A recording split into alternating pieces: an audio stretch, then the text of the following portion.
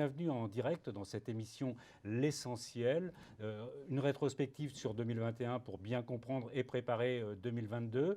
Une émission L'Essentiel que nous avons préparée en partenariat avec les équipes de RX France, IT Partners, Laurent Edieu et toute son équipe.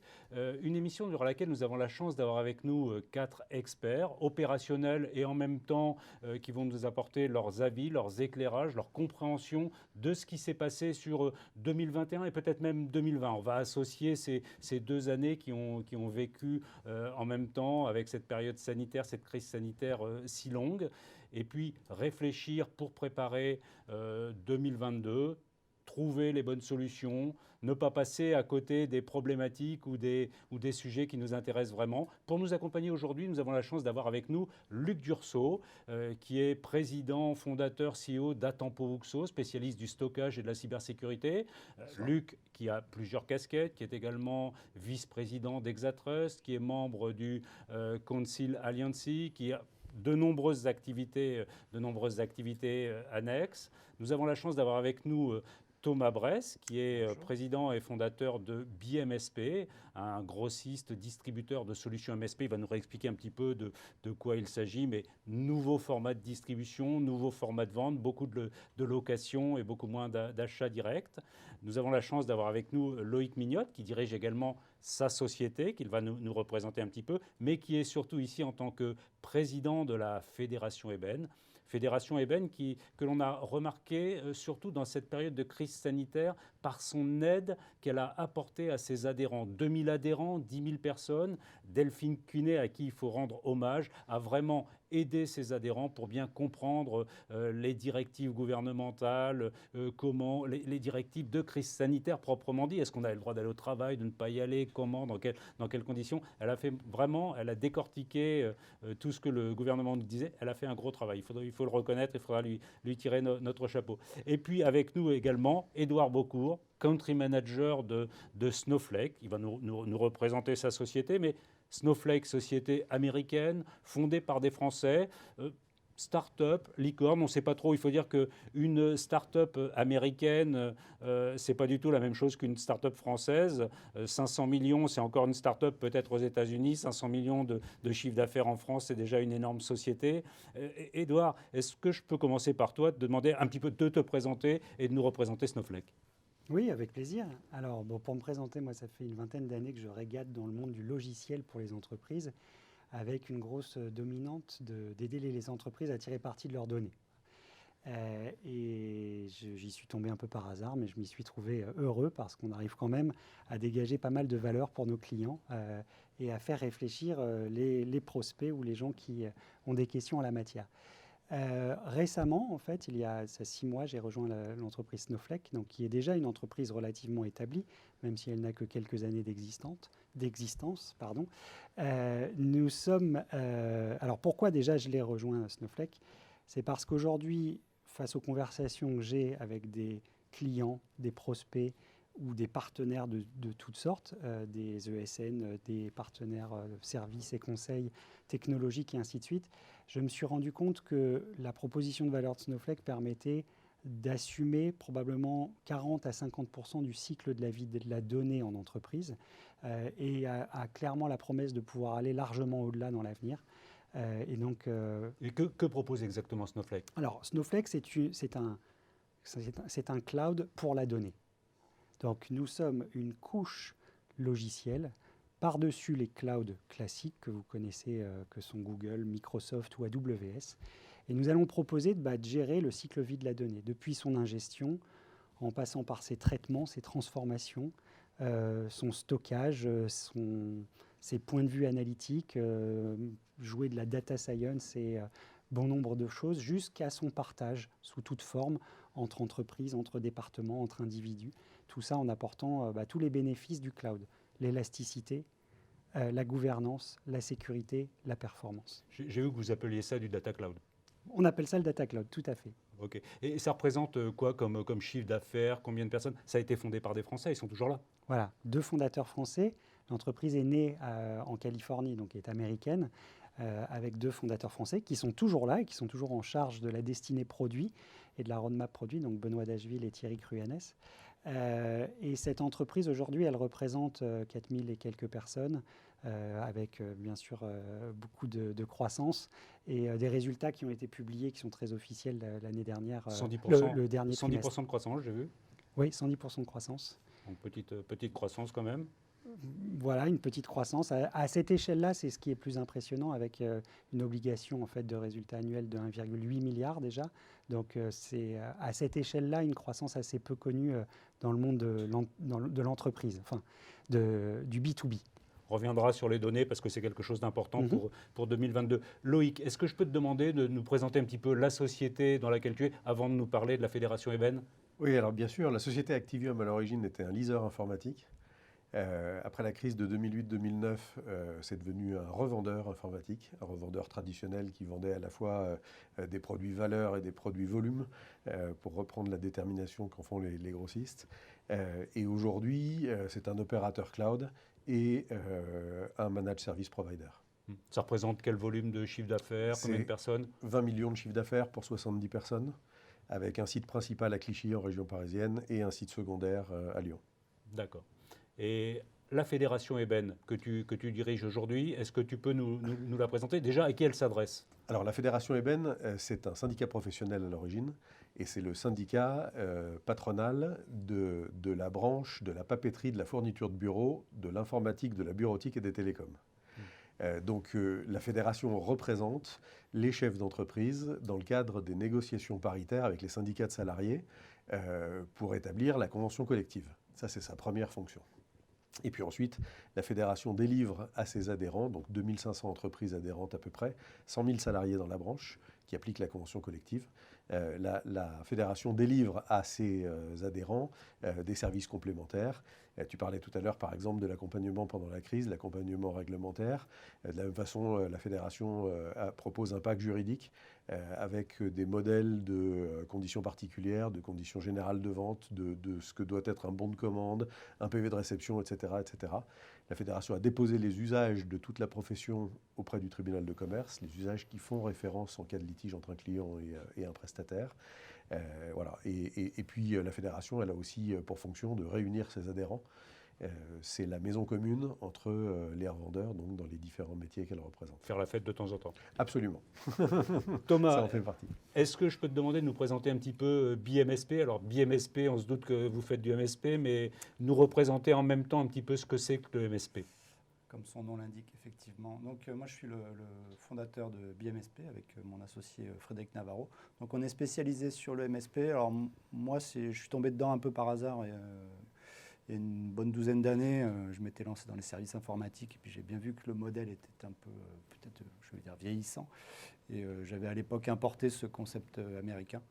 Maintenant, en fait, notre mission, c'est vraiment d'aller évangéliser le marché sur le passage d'un modèle très négoce, vente de temps, à un modèle beaucoup plus basé sur de l'abonnement, de l'automatisation, de la proactivité, qui est un peu l'ADN du MSP. Et donc, nous, on le fait aujourd'hui à la fois avec de la transmission de connaissances sur l'accompagnement, les bonnes pratiques autour du modèle, et on a développé tout un catalogue de solutions destinées au MSP qui permet à tout prestataire qui souhaite se lancer sur le modèle de venir s'outiller et d'avoir un peu tout le back-office nécessaire pour pouvoir faire ce type d'activité. Ça représente quel volume de chiffre d'affaires? Combien de clients? Vous êtes basé où? Alors, on est basé un petit peu partout en France parce qu'on a démarré digital, c'est facile. Ouais, nous, on a démarré en remote, donc on a un peu ça dans l'ADN. Moi, je suis basé dans les Alpes. On a des bureaux un peu à différents endroits en France. On est aujourd'hui une petite quinzaine de personnes et on a dépassé les 4 millions de chiffre d'affaires. Et c'est essentiellement du récurrent parce qu'on est uniquement basé sur des applications cloud. Donc, on est vraiment dans Vous n'êtes plus à vendre, on ne vend plus rien, vous faites que de la location. Que de l'abonnement. Ouais. Que de l'abonnement. Ouais. Luc, est-ce que je peux te demander de nous représenter à Tempo Vuxo avant de nous parler de tes autres activités? Avec plaisir. Tempo Vuxo, donc c'est un éditeur logiciel français spécialisé donc dans la protection des données et également le management des données. C'est un éditeur également avec une présence internationale puisqu'on est présent, nos solutions sont commercialisées dans plus de 100 pays. On a deux missions. La première, c'est de permettre aux entreprises de se protéger de tout sinistre. Ça, c'est le volet protection de données. Donc d'être capable de de continuer leur activité, quel que soit le type de sinistre qu'elles rencontrent, et on va certainement reparler de cybercriminalité bientôt.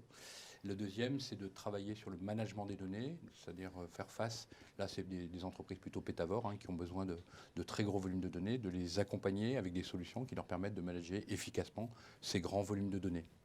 Donc l'entreprise, c'est 8 implantations en France, donc un siège qui est à Paris pour le vaisseau amiral, et puis des implantations dans chaque région française, et c'est aussi des implantations à l'étranger au travers de filiales en Europe, aux États-Unis et en Asie.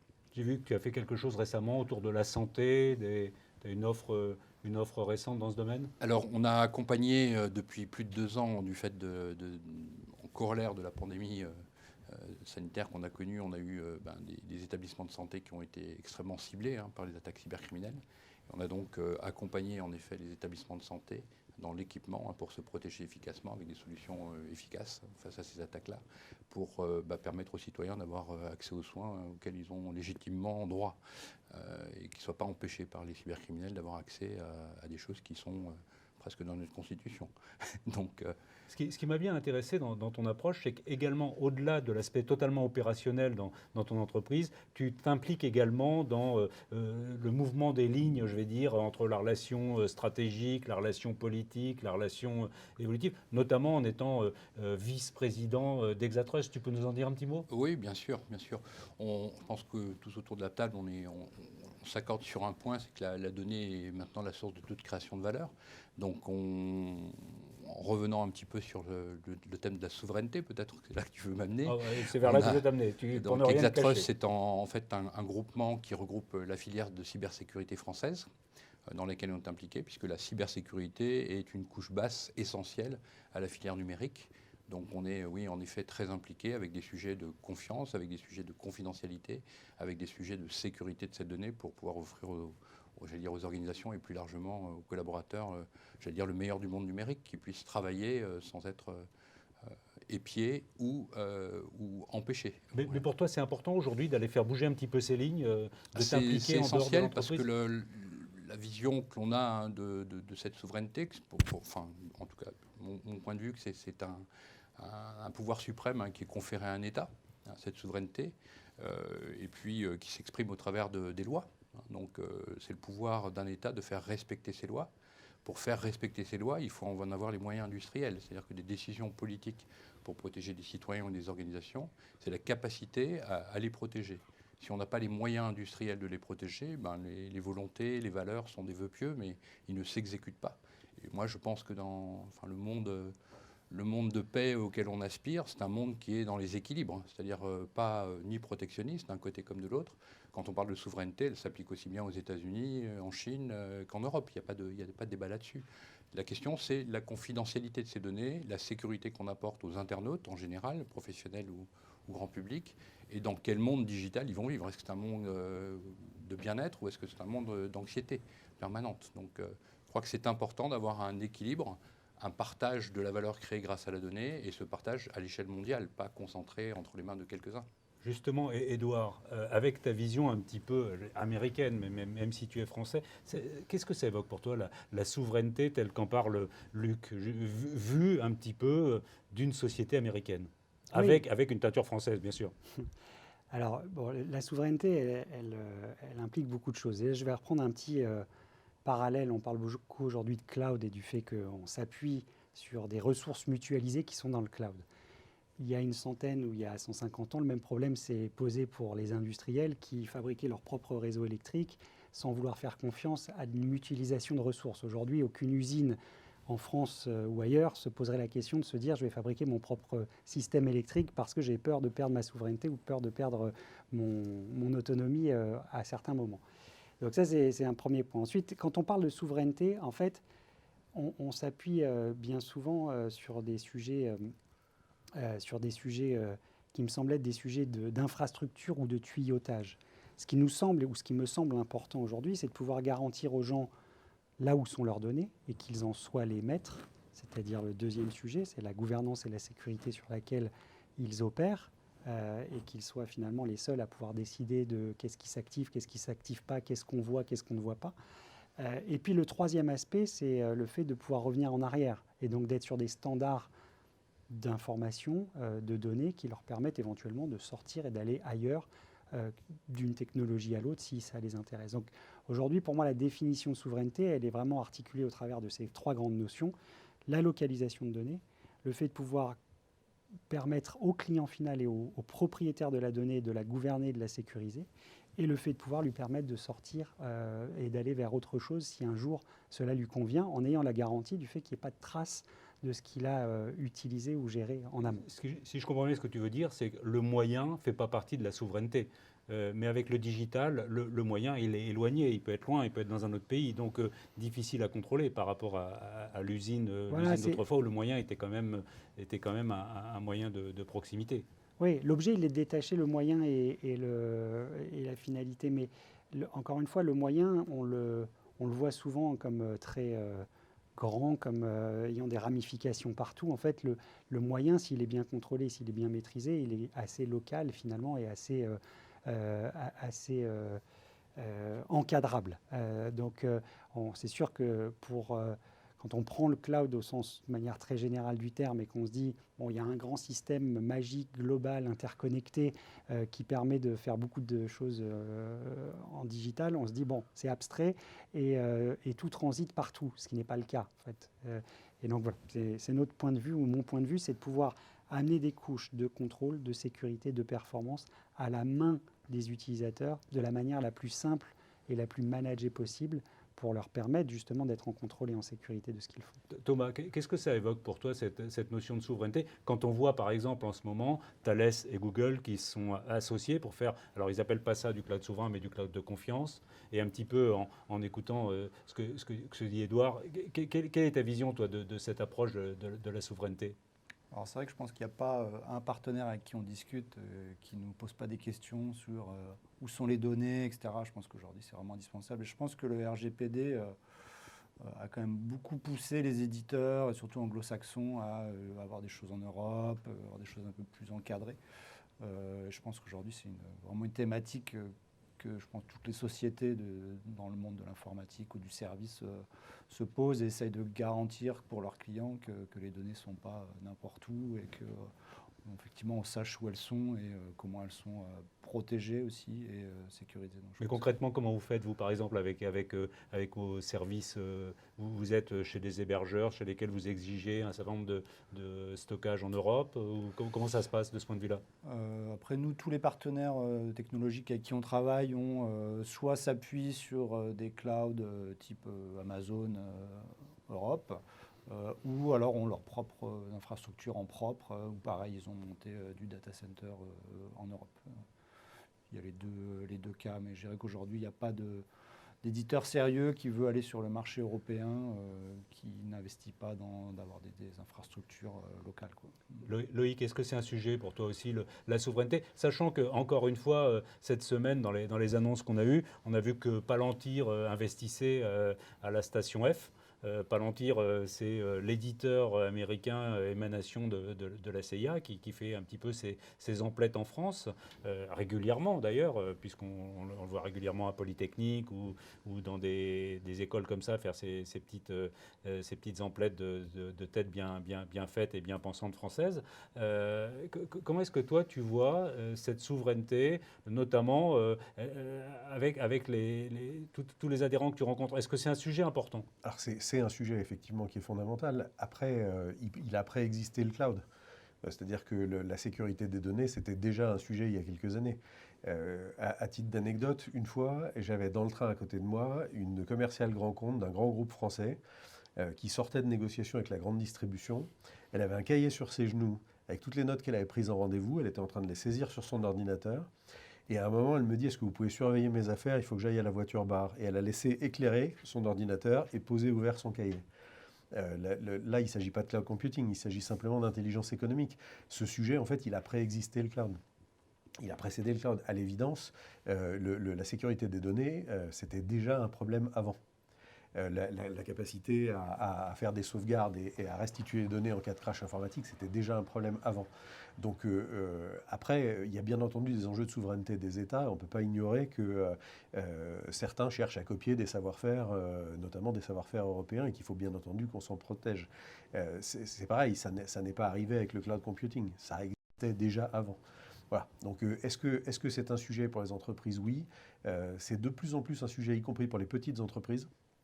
Avant, on avait l'impression qu'à part son fichier client, il n'y avait pas de savoir-faire particulier. Voilà, vous êtes promoteur immobilier, vous construisez un immeuble. Bon, ben en fait, si, parce que tous les terrains sur lesquels vous avez fait une offre, ça, c'est une information qui peut intéresser certains de vos concurrents. Toutes les négociations que vous avez en cours, tout ça, ça peut intéresser un de vos concurrents à l'évidence. Et donc, on a des clients, notamment des petits. On n'a jamais vu autant de tests de sécurité que cette année. Ça arrive vraiment dans les PME. Nous, on a de très nombreux clients qui ont fait appel à des prestataires extérieurs, à des cabinets de conseil, qui ont fait des pen tests, qui sont venus voir quelles étaient les failles de sécurité chez eux. Alors, ça ne va pas encore de pair complètement avec une formation en intelligence économique, mais il n'est pas improbable que ça arrive bien vite maintenant. Luc, c'est lié, cybersécurité, souveraineté. On a l'impression que c'est du bon sens aussi dans bien des cas. Oui, parce qu'on revient sur l'intelligence économique. Si on lit au-delà du bon fonctionnement de nos services publics, évidemment, dans l'intelligence économique, il faut protéger ces données et s'assurer que des informations stratégiques ne fuitent pas. Donc il y a un sujet de cybersécurité, évidemment. Mais je pense que pas sain forcément d'opposer les différents blocs chinois, américains ou européens. La question, elle est plus de rétablir des équilibres. On le voit bien dans les espaces physiques. Quand vous avez un espace physique qui est hyper dominant et un pays à côté qui n'a pas les moyens de réagir, d'habitude, il est rapidement envahi. Donc dans les espaces physiques, c'est comme ça que ça se passe. C'est-à-dire que quand il n'y a pas d'équilibre, je ne veux pas parler d'équilibre de la terreur, mais de puissance, quand il n'y a pas d'échanges commerciaux qui soient équilibrés, qu'est-ce qui se passe? Il y a une vassalisation de l'État. Vous le voyez sur l'ancien bloc soviétique, toute la difficulté aujourd'hui de pays comme l'Ukraine d'exister dans ce maillon entre l'Europe et l'ancien bloc soviétique, la Russie aujourd'hui. C'est toujours très difficile quand il n'y a pas d'équilibre. Le danger, il n'est pas de créer une industrie numérique européenne dominante mondialement, c'est d'avoir une industrie numérique puissante, capable de challenger des puissances numériques chinoises ou américaines. Pas d'être hégémonique, c'est d'être équilibré. Et s'il n'y a pas d'équilibre, il y a toujours un risque. Et pour moi, le risque ultime, c'est la guerre. Donc, ce n'est pas ce qu'on souhaite. La guerre économique. Loïc, en même temps, dans cette période de crise sanitaire, on a tous parlé du boost digital, du boost de compétences. J'ai vu qu'en 2021, le terme VPN est entré dans le dictionnaire. Donc maintenant, un VPN, c'est un mot du langage courant. Qui aurait dit ça il y a 1 an et demi? Donc en même temps, j'ai l'impression que la culture dans les entreprises, elle a augmenté de façon colossale autour de cette protection, de ces données, de la valorisation des données. On en parlait depuis longtemps. Est-ce que toi, tu as senti cet effet boost? Alors, je trouve que c'est une vision qui est quand même très optimiste. C'est-à-dire qu'au 17 mars, au 17 mars de l'année 2020, de façon extrêmement brutale et désordonnée, les entreprises se sont mises au télétravail comme jamais avant elles n'avaient envisagé de le faire. Et ça a été fait avec un cadre légal qui était fragile, puisqu'il n'y avait pas d'accord de télétravail dans les entreprises et qu'on ne savait pas comment c'était. Enfin, tout ça a été encadré, avec une tolérance du coup assez forte sur les conditions de travail. Donc ça, c'était le rôle de la fédération, d'accompagner les entreprises. Et puis après, elles se sont posées dans un deuxième temps. La première question qu'elles se sont posées, c'est comment on continue à fonctionner pour celles qui n'étaient pas arrêtées par la loi. Et puis ensuite, elles se sont demandé, et maintenant, comment on optimise le fonctionnement. Et on entre dans cette seconde phase maintenant. C'est-à-dire qu'elles se disent comment est-ce qu'on optimise le fonctionnement. C'est-à-dire que si c'était appelé à durer, il se pourrait que ça le soit, au moins partiellement. Et comment fait-on pour que cette fois-ci, on sécurise nos données? C'est-à-dire qu'en plus d'être en mode survie et donc on essaye de continuer à fonctionner, comment on fait en sorte qu'on fonctionne de manière harmonieuse? Ça, c'est la part accord télétravail, négociation collective et sécurisée. Et ça, c'est la part technologique. Et au-delà de ça, il y a un sujet qui ressort tout au long de l'année 2021 et duquel on va parler beaucoup en 2022, qui parle de travail hybride. En fait, au-delà de l'aspect technique, il y a le fonctionnement humain. Dans le travail hybride, les vidéoconférences, le management, ça entre aussi en ligne de compte. Comment est-ce que vous faites Thomas, tu nous disais, nous, on est déjà full hybride, totalement répartis en France. On se rencontre une fois de temps. Comment ça se passe au-delà de l'aspect technique fonctionnel, la mise en place du travail hybride chez BMSP? Alors c'est vrai qu'on a démarré dès le départ en étant en remote. Donc c'est vrai que quand nous, le Covid est arrivé, on avait déjà c'était déjà dans la culture, dans l'ADN. Donc pour nous, ça n'a absolument rien changé. Ce qui est important, c'est surtout de beaucoup communiquer. Nous, par exemple, tous les jours, on fait une visio, toute l'équipe, un quart d'heure. Tout le monde donne sa petite actu. Et donc c'est vraiment réussir à trouver des canaux de communication qui vont combler le fait de ne pas se voir à la machine à café, en fait, où il faut recréer ce type de relations. Mais je pense qu'après, quand c'est bien organisé, c'est même presque plus, je pense, performant qu'une organisation traditionnelle, parce que l'information va plus vite, on est plus Il faut agile. peut-être un peu des deux. Hein. Justement, dans la notion de hybride, il y a une notion quand même de présentiel. Ce qui se dessine en toute bonne logique, c'est 2 ou 3 jours au bureau et le reste à la maison. C'est vrai que logiquement, quand on fait des dossiers, on est presque aussi bien au calme, à condition d'avoir un espace calme. J'ai vu également qu'en 2021, ça créait des disparités entre ceux qui avaient la capacité d'avoir de l'habitat, d'avoir un bureau sympa chez eux, et ceux qui n'avaient pas la capacité, notamment des Parisiens, notamment des jeunes, parce que l'habitat coûte très cher à Paris, en région parisienne. C'est peut-être aussi ça qui a poussé un petit peu vers cette sorte d'exode qu'on a connu. Comment ça se passe, le travail hybride dans une société américaine en France? Alors c'est intéressant. Nous, les Américains avaient quand même un vrai temps d'avance sur le sujet. Moi, j'ai commencé il y a 20 ans dans une société qui s'appelait Hyperion, puis Microsoft. On avait déjà le principe du bureau virtuel. C'est-à-dire, notre bureau, c'était notre sac à dos, et puis on travaillait à droite ou à gauche. Déjà, il y avait culturellement cela. Nous, aujourd'hui, on a eu une posture qui est de surtout protéger la santé de nos collaborateurs en leur demandant le maximum de travailler en télétravail. Ça a été la posture assez globale depuis le début de la pandémie. Ce qu'on a remarqué, c'est naturellement des éléments de gain de productivité. Quand la communication est bien tenue, finalement, on arrive à travailler tout aussi bien, voire mieux sur certains aspects. Naturellement, on constate des limites. Et vous parlez d'une des limites qui est importante, c'est le fait que tout le monde n'est pas égal face au télétravail. Entre le cadre bien établi dans sa vie et qui a une belle maison avec un bureau, et le jeune qui a bien souvent un besoin de fabriquer sa vie sociale au travers du bureau et au travers de ses relations professionnelles, ça peut être un bloqueur. Donc voilà, nous on le vit de manière assez intense depuis 2 ans.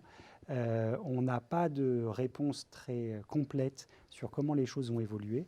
Ce qu'on sait en tout cas, c'est qu'avec un bon niveau de communication, avec un bon niveau de cadence dans les échanges et dans le travail, et avec aussi le grand respect de la séparation vie privée et vie professionnelle, on a réussi à tenir relativement bien pendant cette période-là. Luc, c'est un peu du pain béni en même temps ce travail hybride, parce que la sécurité qui était réduite dans un périmètre d'entreprise autrefois, maintenant il n'y a plus de périmètre, on a des gens qui travaillent de chez eux, droit à la déconnexion, ça veut dire droit à la connexion, si on regarde le côté inverse, ça a vraiment augmenté l'importance et le périmètre de la cybersécurité.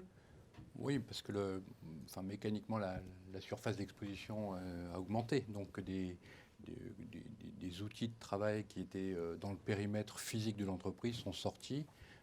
Des outils de connexion, des réseaux qui n'étaient pas forcément maîtrisés ont été utilisés. Les box Internet des particuliers, des PC personnels dans lesquels il y a une grande partie de la vie privée qui cohabite avec les applications professionnelles.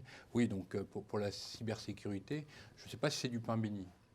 Je dirais que c'est un sujet à traiter. C'est assez compliqué à traiter. Après, sur le télétravail, moi je suis un peu plus modéré, en tout cas dans l'enthousiasme ambiant, même si de toute façon nous n'avons pas le choix. Donc la donne, avec cette crise sanitaire, c'est de nécessairement privilégier le télétravail. Tu trouves que c'est difficile à gérer, à manager ? Très, de façon transparente, très compliqué. Sur le plan commercial, on a une joignabilité de nos clients qui est très faible. Donc des rencontres qui étaient faites en physique, Bon, si vous n'avez pas l'extension ou le numéro de mobile de votre client, sa joignabilité, elle est extrêmement faible. Or, la communication des numéros personnels d'une certaine catégorie de collaborateurs dans les entreprises n'est pas forcément publique. Un commercial, d'habitude, vous trouvez son numéro de téléphone. Un responsable de l'infrastructure informatique, il n'est pas habitué à communiquer son numéro de mobile. Or, il devient injoignable. Donc, la partie commerciale est, je trouve, beaucoup plus complexe, l'approche des clients et finaux. La partie interne, la coordination demande une équipe managériale extrêmement bien rodée. Je crois que c'est ce qui a été souligné là.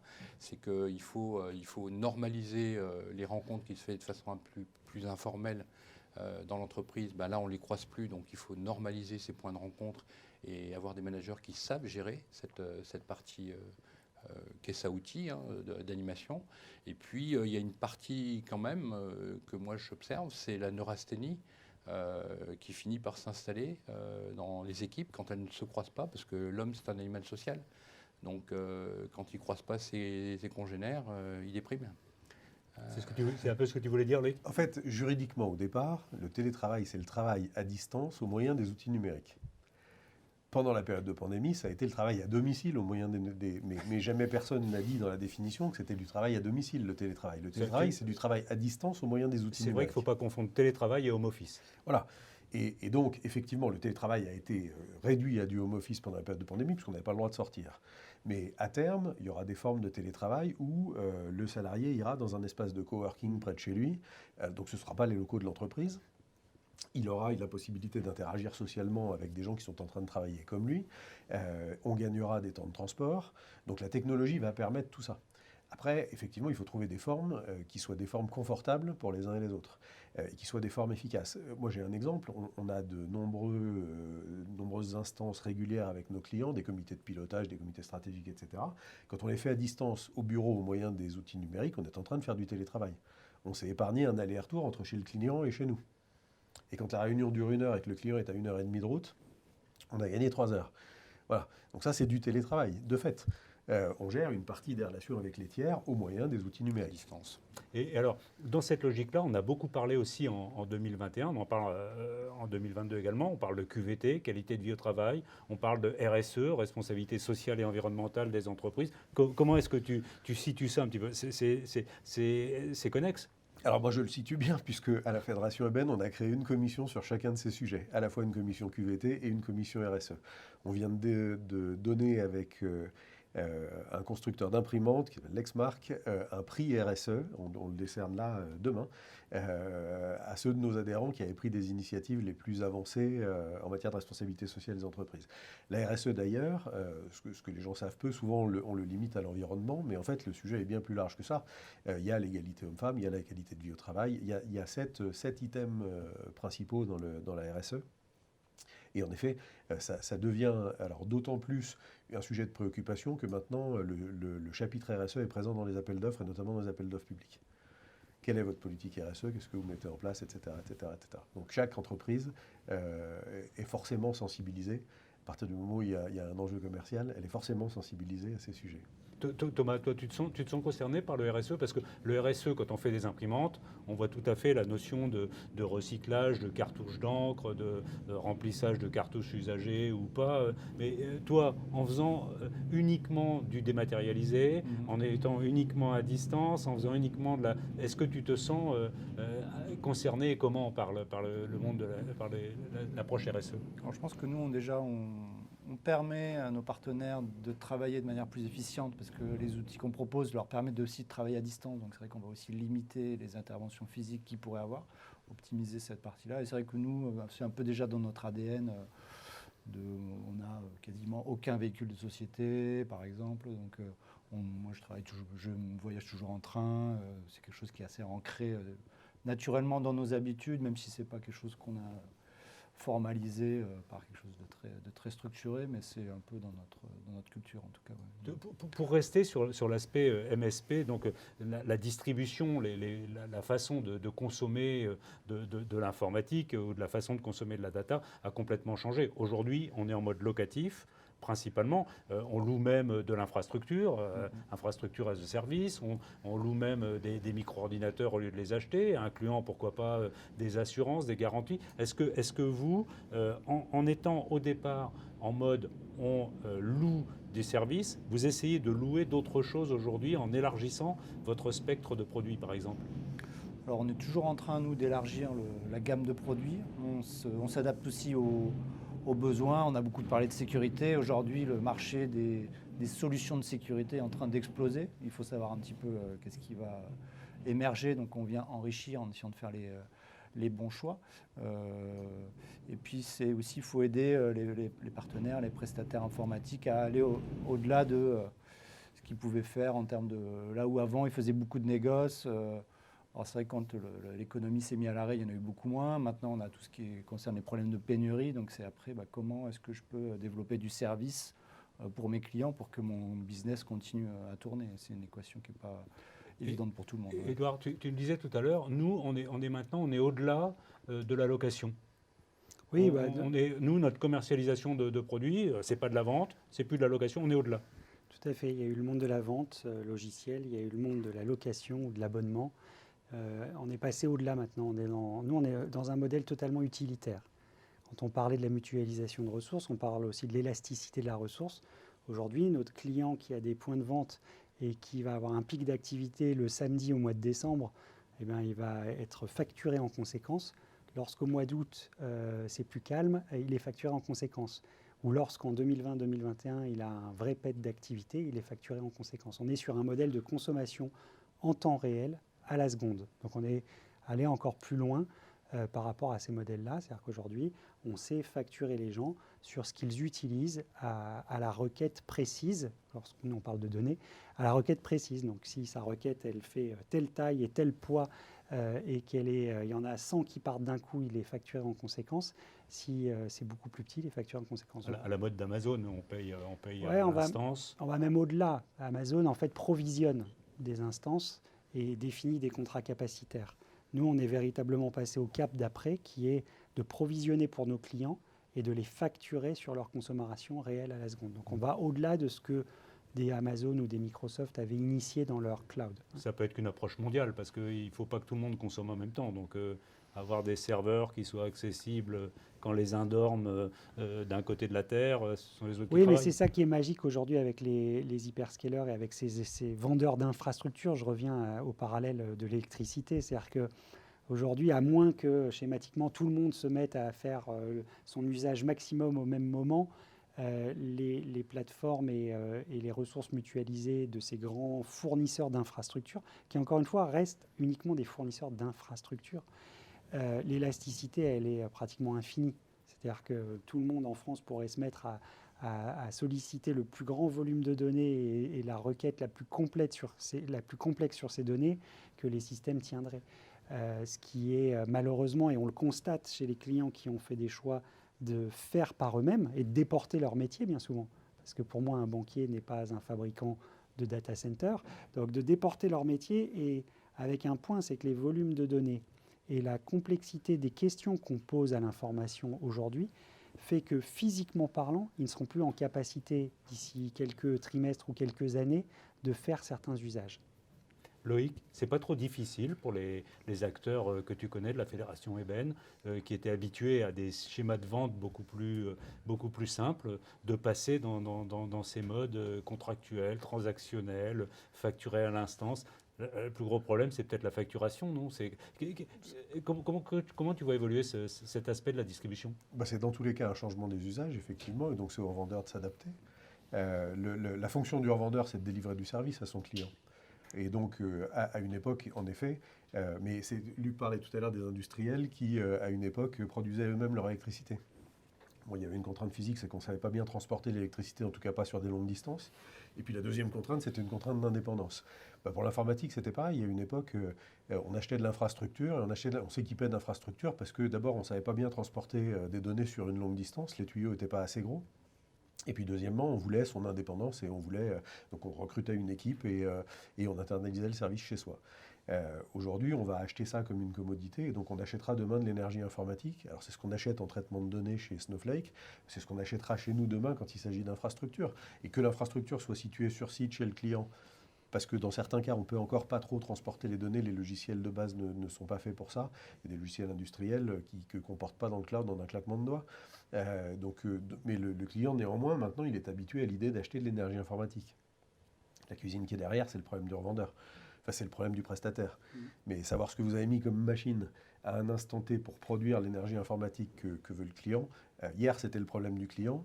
Si demain, on lui propose une solution, moi, je suis certain, effectivement, qu'il choisit cette solution, il choisit cette simplicité. Et ça pose un problème immédiat de taille des infrastructures, de dimensionnement. J'ai vu dans cette logique, enfin, c'est dans la distribution pure, mais j'ai vu récemment des chiffres de vente d'Amazon, et on nous dit que 93% des ventes d'Amazon sont réalisées aux États-Unis. Le deuxième pays qui est le plus important pour Amazon en termes de ventes, c'est le Canada, qui fait 1% des ventes. La France, ça représente 0,2% des ventes d'Amazon. Donc, ce que je veux dire par là, c'est que nous, en France, je ne sais pas, Amazon, ça fait 800 millions de chiffre d'affaires. En France, c'est l'ordre de grandeur. Donc, si on regarde par rapport à la France, c'est colossal. Si on regarde par rapport à Amazon, on n'existe presque pas. C'est même pas la largeur du trait. Donc, ce que je veux dire, c'est que par rapport à cette approche, il y a un problème de taille, de dimensionnement. Et est-ce qu'on ne va pas tous se noyer dans les GAFAM ? Luc, qu'est-ce que tu en penses ? Je crois que tu as donné les chiffres. Le chiffre d'Amazon aux États-Unis est effrayant. C'est un niveau de création de valeur absolument gigantesque, mais concentré sur un acteur. Et c'est ça le problème. C'est que je pense que la création de valeur doit profiter au plus grand nombre, pas à quelques-uns. Et si tu soulignes que c'est l'épaisseur du trait, pour combien de temps en France ?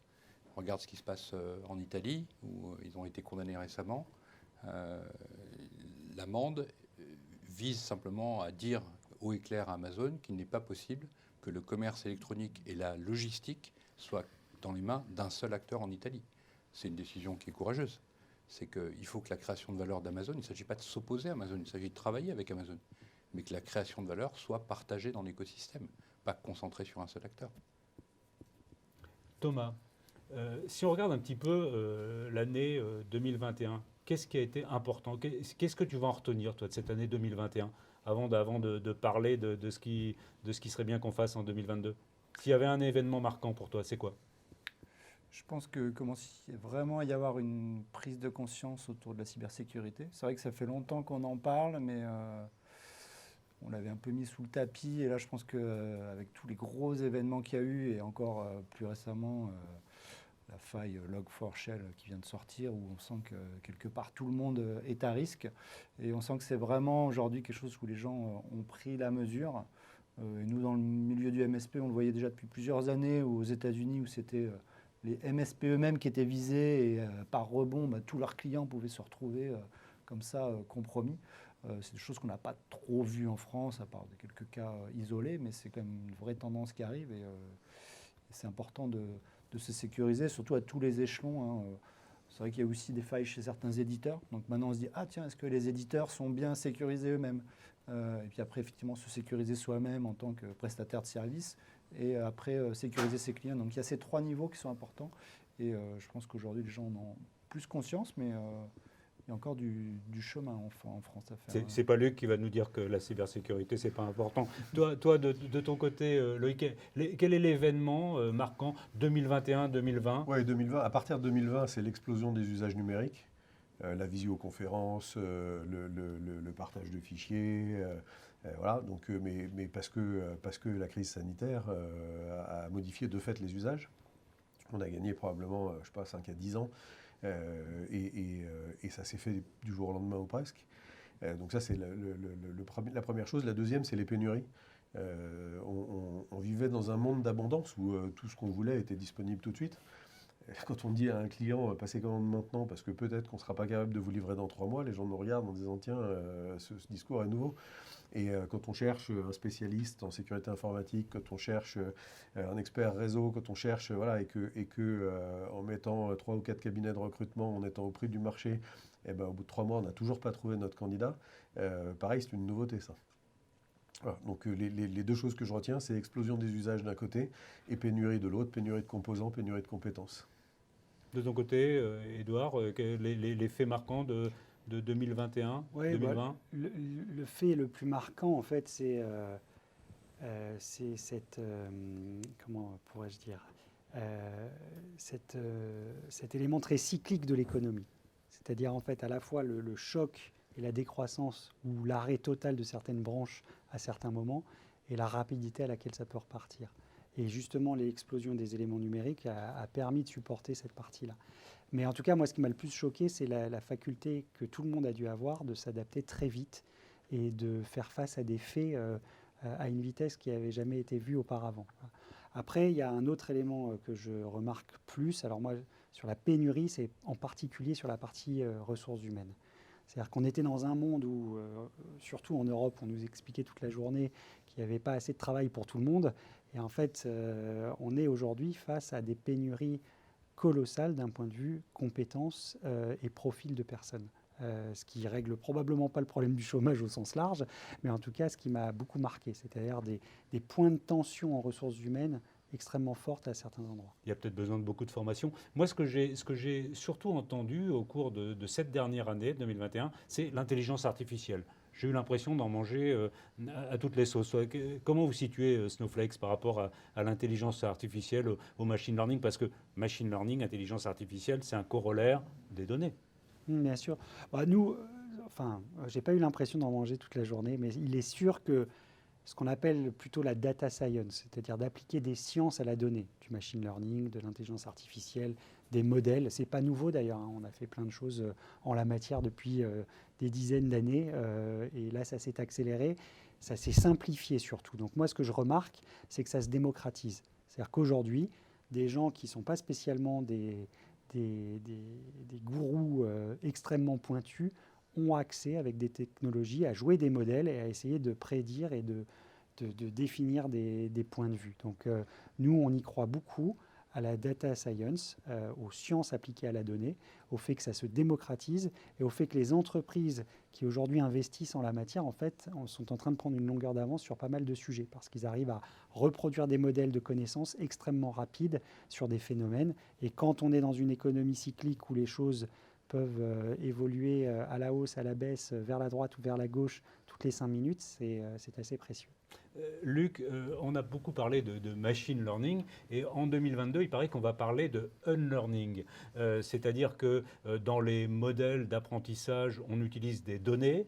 Il se trouve que certaines données vont être soumises au RGPD. La plupart des grandes plateformes vont libérer un petit peu l'accès des données aux particuliers qui vont pouvoir dire non, je ne veux pas qu'on utilise mes données, même si éventuellement elles ont été utilisées. Il faudra peut-être faire des phases d'unlearning, c'est-à-dire peut-être faire du rétropédalage avec de l'intelligence artificielle qui a été construite avec des données sans accord préalable. Qu'est-ce que tu en penses? Un petit peu sceptique, moi, sur cette vision d'un rétropédalage. Je ne vois pas beaucoup d'événements dans l'histoire où on a rétropédalé. Je pense que ce qui est acquis est acquis. Donc après qu'on stoppe l'apprentissage par l'usage de données qui vont être jugées illégales, oui, évidemment, ça va empêcher les machines d'apprendre un peu plus vite ou ça va stopper leur courbe d'apprentissage. Mais il y a quand même des techniques d'anonymisation, de pseudonymisation qui vont permettre de continuer à alimenter. C'est pas ton prénom, ton nom, ta date de naissance, ton genre qui intéresse l'intelligence artificielle, c'est les cohortes. Donc on n'a pas besoin d'une finesse ou d'une granularité individuelle visant à te discriminer. Ce qui nous intéresse, c'est l'agrégation de toutes ces données pour en tirer des conclusions. Donc moi, je ne pense pas qu'il y aura de recul de l'intelligence artificielle. Je pense que la masse de données exploitables, au contraire, va continuer de grandir, grossir de façon exponentielle. On parle de 2135 zeta-octets de données qui n'iront pas toutes dans les machines d'apprentissage, mais c'est un volume colossal. Après, la loi va faire en sorte, déjà pour la donnée personnelle, qu'on ne puisse pas utiliser toutes les données personnelles, en tout cas si elles visent à discriminer des populations. J'espère, et j'appelle de mes voeux, que la donnée professionnelle soit protégée de la même façon. Voilà. Thomas, on fait beaucoup appel à des API, on fait beaucoup appel à des MSP pour gérer de l'intelligence artificielle. Ce sont des totales boîtes noires, même si Amazon nous dit le fonctionnement de la boîte noire, il est garanti à vie. vie, on sait ce que ça veut dire en informatique, mais ça veut dire tant que le produit fonctionne. Mais Je pense qu'il se pose vraiment la question du cycle de vie de tous ces éléments. Aujourd'hui, on voit que des éditeurs peuvent lancer des produits, les arrêter. Des API, elles évoluent en permanence. Il y a des choses qui se rajoutent, qui s'enlèvent, des fonctions qui s'enlèvent. Et puis, est-ce qu'on a bien sécurisé les accès? C'est vrai que des fois, c'est un peu cette boîte noire. Des fois, on a ouvert un accès API pour interconnecter deux applications. Mais qu'est-ce qui vous dit qu'il n'y a pas quelqu'un d'autre qui est en train de s'y connecter pour aller consulter vos données de manière complètement transparente? Donc, je pense qu'il y a un vrai sujet là-dessus. Loïc, un autre sujet qui est assez à la mode concerne les communications aujourd'hui. On parle de Teams, on parle de Zoom, on a fait que des vidéoconférences en 2021, en 2020. On va continuer à en faire en 2022. Le réseau téléphonique commuté d'Orange s'arrête. Donc, aujourd'hui, les télécoms, ça devient de l'informatique. Aujourd'hui, on est complètement en train de basculer dans un nouveau monde, y compris avec les télécoms. Comment est-ce que tu le perçois, toi, avec tes adhérents et en termes d'usage? Alors, je le perçois directement, effectivement, puisque à la Fédération Eben, on avait déjà fusionné il y a 3 ou 4 ans les commissions informatiques et les commissions télécom, considérant que ces deux métiers maintenant étaient les mêmes. Ce qui faisait la différence historiquement, c'est que les langages du côté télécom étaient souvent des langages propriétaires d'un fabricant. Aujourd'hui, ce sont des applications hébergées dans un data center. Et que ce soit des applications informatiques ou des applications télécom, c'est globalement la même chose, c'est le même métier. Après, sorti du data center, il y a un tuyau qui relie le client. Et il peut être vendu indifféremment par une société informatique ou par une société télécom, quand c'est un abonnement fibre par exemple. Donc les prestataires télécoms gardent pour eux les minutes de communication, mais pour le reste, ces deux métiers sont vraiment en train de converger en effet. S'agissant de Zoom, de Teams, etc., ce qui est très intéressant ou inquiétant, enfin les deux d'ailleurs, c'est que quand on a commencé à les utiliser, personne ne s'est posé la question de savoir à qui appartenaient les données, quel était le contrat avec le prestataire. Et donc on a un prestataire qui est inconnu, enfin, sauf sa notoriété grand public, mais Zoom, où est le siège de la société Zoom? Est-ce qu'elle a une représentation en France? Demain, j'ai un litige avec Zoom, je m'adresse à qui? Quel tribunal de commerce, etc. etc. Quel recours est-ce que je dispose? Quel niveau de garantie de service est-ce que j'ai, de confidentialité, etc. etc. Personne n'en sait rien. Il n'y a pas une direction juridique qui ait pris le temps de valider qui étaient les prestataires autorisés et les prestataires interdits. Et pourtant, des prestataires de visioconférence, il en existe N. Il y a dans ce qu'on appelle le shadow IT, c'est-à-dire l'usage que font les salariés de l'informatique sans passer par l'accord de leur direction informatique. Il y a des usages d'outils complètement exotiques. Et ils se tiennent des conversations qui pourtant sont confidentielles sur des outils sur lesquels l'entreprise n'a aucune prise.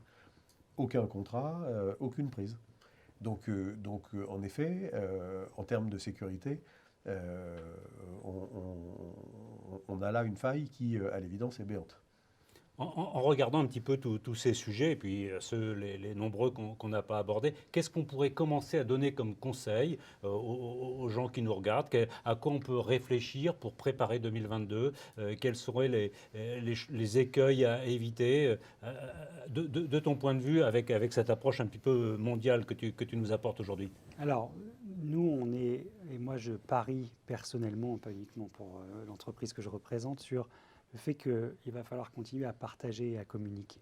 Et que tout ce qui est en train de se dérouler nous oblige à continuer à partager, à communiquer, que ce soit dans le monde réel ou que ce soit dans le monde digital. Donc c'est d'ailleurs un des points d'observation ou une des tendances à laquelle on croit beaucoup sur notre marché de la donnée, c'est que les gens veulent communiquer. Vous voyez, dans la recherche vaccinale, typiquement, ceux qui ont retrouvé le plus vite les vaccins, c'est ceux qui avaient des ponts de communication entre les laboratoires et au niveau de la R&D qui étaient les plus efficaces. Ce n'est pas ceux qui avaient les meilleurs chercheurs, c'est ceux qui savaient faire communiquer les chercheurs et les différents laboratoires, parce qu'ils sont tous en conglomérat. Il n'y en a aucun qui fait par lui-même tout seul dans son coin. Donc c'est partager, communiquer. Donc c'est d'ailleurs un de nos grands sujets de développement chez Snowflake. On est en capacité d'aider des gens à partager des données en exposant des objets. C'est la première fois qu'on ne fait pas un transfert physique de l'information par un tuyau autre. On expose une donnée totalement gouvernée et contrôlée auprès d'un autre département, auprès d'une autre entreprise ou auprès d'un client quand on est une entreprise. Donc ça, c'est un des premiers sujets. Le deuxième sujet ou la deuxième tendance à laquelle je crois beaucoup, c'est cette explosion des données, cette explosion du partage, de la communication et ainsi de suite de manière digitale doit se faire de manière éthique et sécurisée. Et c'est la responsabilité de tout le monde. C'est la responsabilité d'une entreprise qui, lorsqu'elle labellise l'outil de communication ou l'outil de gestion de ces données, de faire en sorte qu'elle ait le bon niveau de contrat, le bon niveau de régulation à tous les étages. Aujourd'hui, on travaille avec des mutuelles. Autant vous dire que les sujets de régulation liés à la santé sur des données de santé, c'est plutôt pointu. Donc, c'est une responsabilité de tout le monde d'être au plus pointu dans l'éthique et dans la sécurité et d'amener la gouvernance qui va bien à la fois sur les produits, mais aussi sur les processus qui entourent ces produits. Ce n'est pas uniquement le produit ou le logiciel sous quelque forme qu'il soit, c'est aussi tous les processus et toutes les choses qui se passent autour. Donc pour moi, je suis assez enthousiaste parce que je pense que toute cette innovation, elle amène un niveau de contrôle, de sécurité et finalement d'indépendance pour tout le monde beaucoup plus forte. Mais elle a besoin d'être plus éthique et plus sécuritaire. Enfin, elle a besoin de conserver des normes d'éthique et de sécurité. Beaucoup d'humains, enfin si je comprends bien ce que tu Voilà, veux dire, c'est le beaucoup maître d'humain. d'humains, de communication, d'éthique.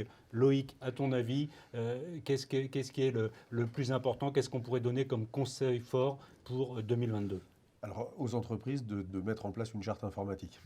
C'est-à-dire d'encadrer les usages, de dire aux gens voilà ce que vous pouvez faire, voilà ce que vous ne pouvez pas Donc faire. encore voilà une ce fois qu'on a de l'humain. validé. Oui, non, mais voilà ce qu'on a validé, et puis voilà le champ de tout ce qu'on ne connaît pas, et sur le champ de ce qu'on ne connaît pas, soyez prudents. De ton côté, Thomas, quel conseil absolu tu pourrais donner pour 2022 à la fois à tes clients et à la fois à d'autres personnes qui nous écoutent, qui sont dans cet environnement informatique et qui se posent des questions?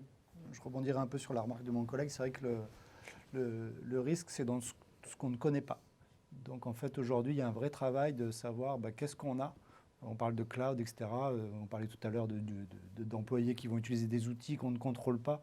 Il y a un vrai sujet de savoir vraiment inventorier de façon très exhaustive tout ce qu'on a et de pouvoir après le surveiller. Parce que est-ce qu'il n'y a pas quelqu'un qui est en train de se balader dans votre cloud sans que vous le sachiez? Donc ça, c'est, je pense, un vrai sujet. La cigarette. Luc, quel conseil tu pourrais donner pour 2022 aux gens qui nous écoutent, de ton point de vue, avec tout le spectre de tes relations et tes garder activités? l'esprit critique.